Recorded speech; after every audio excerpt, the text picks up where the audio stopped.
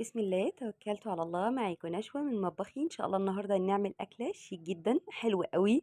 طعمها يجنن بجد، غنيه بكل حاجه. ده مش وايت صوص يا جماعه خالص. انتوا هتشوفوا ده ايه الصوص بتاعه، ده ايه.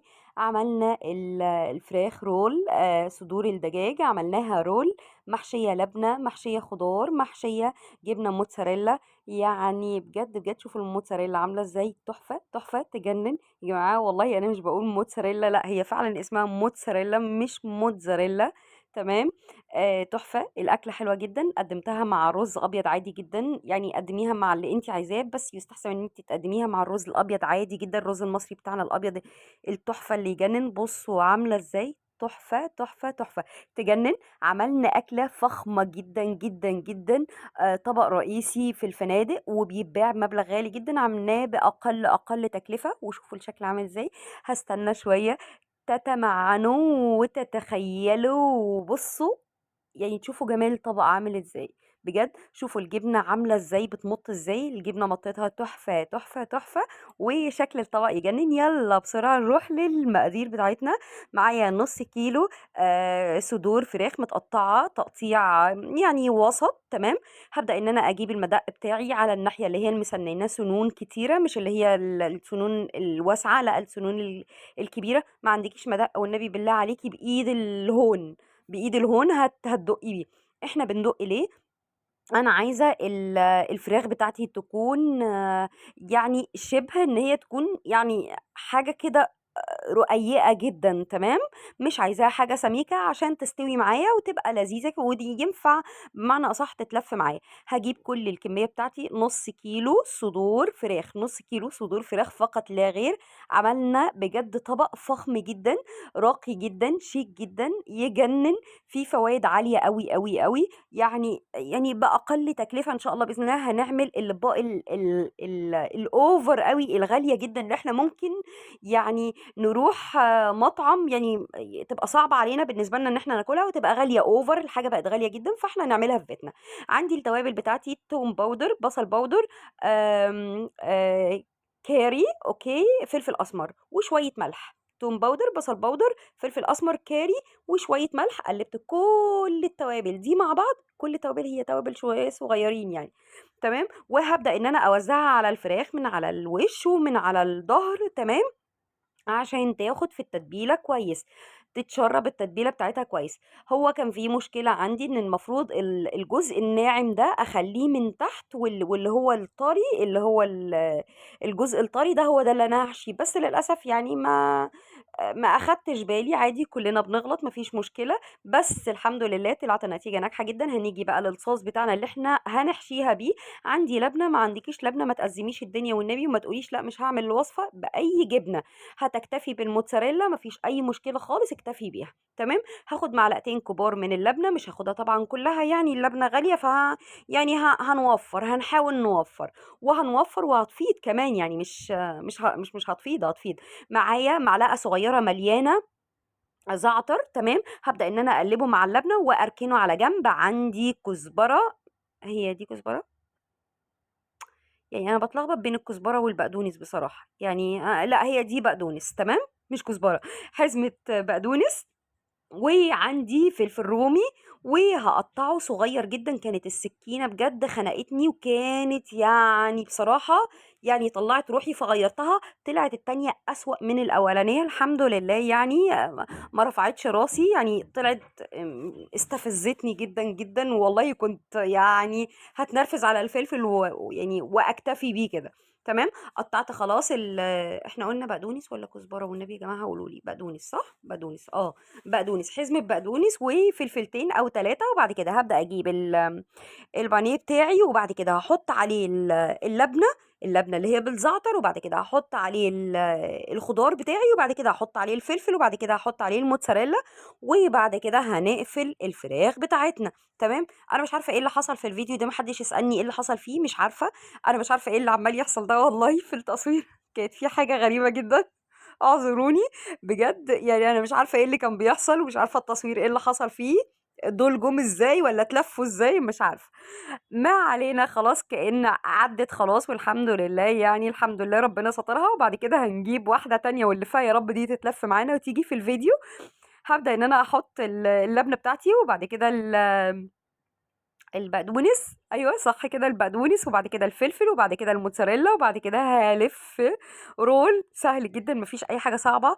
انا بس والله بضحك لان الفيديو ده كان غريب جدا، كان في حاجه غريبه كده، كانت حاجات عماله تتلف وتتحط كده لوحدها يعني حاجه غريبه، بس الحمد لله عدى الحمد لله بسلام.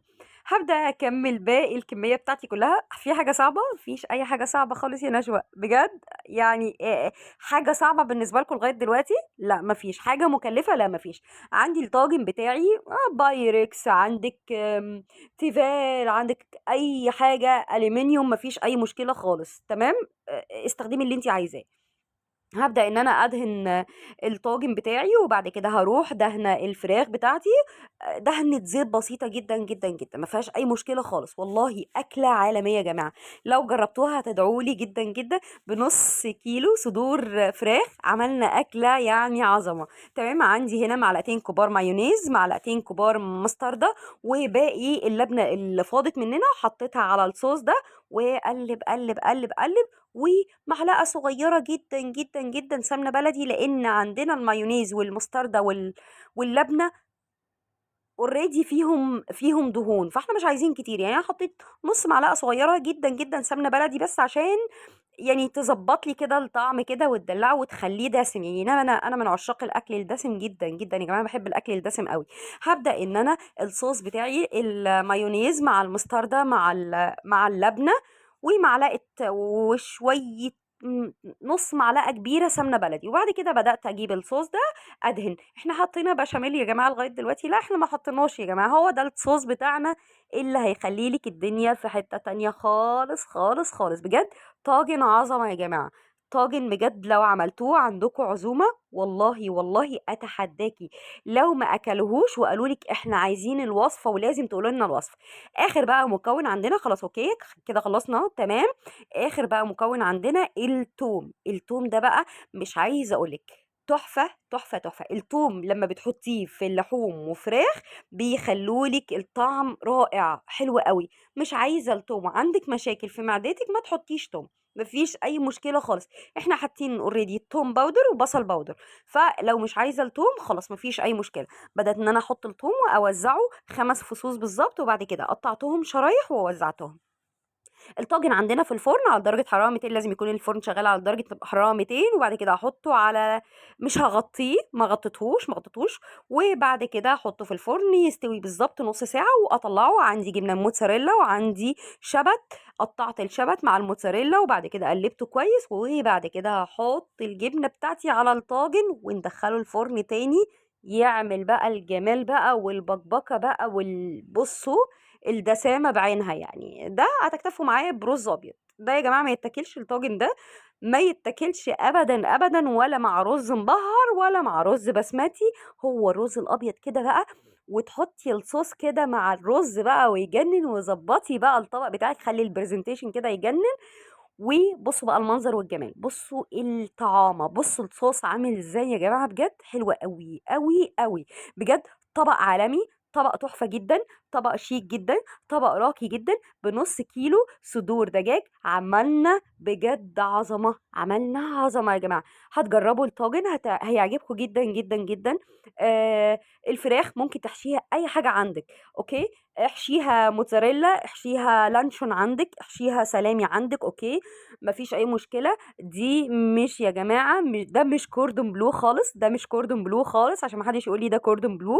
ده مش كوردون بلو، ده يعني انا مش عارفه اسميها ايه بصراحه، رول فراخ ومحشي خضار وجبن، اوكي. بجد يعني هاكل، لازم اكل لازم اكل. بصوا بقى من جوه جوسي جدا جدا جدا، الفراخ مستويه قوي. الصوص وهم يا جماعه، الصوص فظيع. غرقيه كده مع الرز وكلي بقى، الله الله الله الله الله الله على الجمال بجد. طاجن حلو قوي قوي قوي. والطبق بتاعي شكله يجنن. انا احب يعني اخلي الطبق بتاعه شكله شيك قبل ما باكله، بيبقى تحفه. يلا اسيبكم تشوفوا اخر لقطه واعملوا الوصفه. وادعوا لي، وان شاء الله تعجبكم جدا جدا جدا. وهنوفر بعد النهارده، هنوفر ان شاء الله باذن الله، مفيش حاجه بالنسبه لنا غاليه خالص. ويلا روحوا شوفوا الجمال. وان شاء الله يا رب يكون الفيديو عجبكم، وانتظروني ان شاء الله في فيديو جديد. ما تنسوش تعملوا لايك وشير وتفعلوا زر الجرس وتشتركوا في القناه. واخر حاجه هقولها، باي باي.